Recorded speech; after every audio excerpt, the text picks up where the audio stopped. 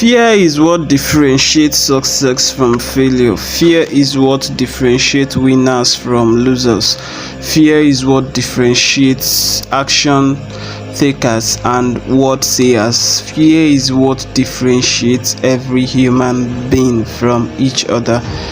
When you want to differentiate one person from another, one of the first criteria people would always look at is this person outspoken?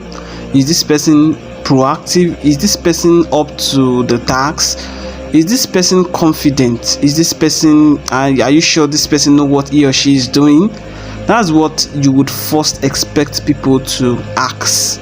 I mean, when you recommend someone to someone, they will be like, oh, are you really certain this person will do what I want to do? Like fear of whether or not to take that risk. Fear is what differentiates a lot of people.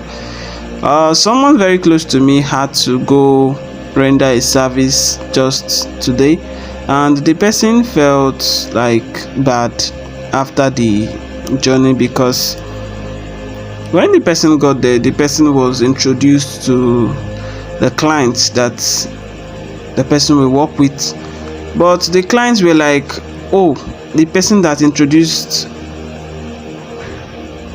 the person that introduced my person to them should be the one to do the service, that they don't want the service from my person.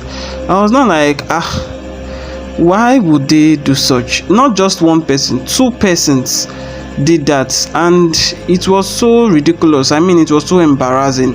Imagine you going forward to do something, you presenting a speech. It's not a speech actually. You going forward to do something, showing them that you just want to allow them, give you a chance to prove yourself, and all of them are just like rejecting you even without knowing what you have to offer. That is simply fear, and a lot of us have that today. We have that today. Fear of taking risks, fear of a lot of things. That's what separates us from, that's what separates A from B. Fear. And many of our achievers today, many of our celebrities today, many of the top climbers today, many of the top achievers today had to tackle fear at each stage of their life. I can't compare your level of risk to mine. There is a level of risk you face that I know I have not faced, and there is some you are facing that I have passed through. But in every junction of taking risks, you have to bold up, you have to stand up, you have to be confident to face it. If not, you would remain there. Okay, just look at, if that my person was able to render that service, the person will not only relieve the workload, the person will also earn their trust. The person will earn their trust. They will also earn our services, because you can't tell whether my person can even do it better than the person recommended, or you can't tell whether the way my person would do it, you would like it better than what you have ever been receiving. They never wanted to give it a try. They never wanted to give it an outlook. They just wanted to conclude on it that, oh, this thing would not work out. So just look around you and think of those things that you've not achieved yet, and please ask for the reason. Search around, scrutinize your life, scrutinize your mind, and know why you've not achieved that thing. It will not be far from the factor, the risk-taking factor. You don't want to take that risk. You don't want to go for it. Oh, there are students. One of my mentors, one of my role models, was recently saying that there are so many students that will tell you, oh, I'm a student, I don't have data, I don't have money for data, I don't have money for training, I don't have money for this. Okay, I'm writing my exam tomorrow, or I'm doing this, I'm doing that. They hide under the canopy of I'm a student, not to develop their life. They don't want to do any other thing aside they going to the four corners of school, going to the four corners of the class every day, receiving lectures and passing exam. They don't want to do any other thing.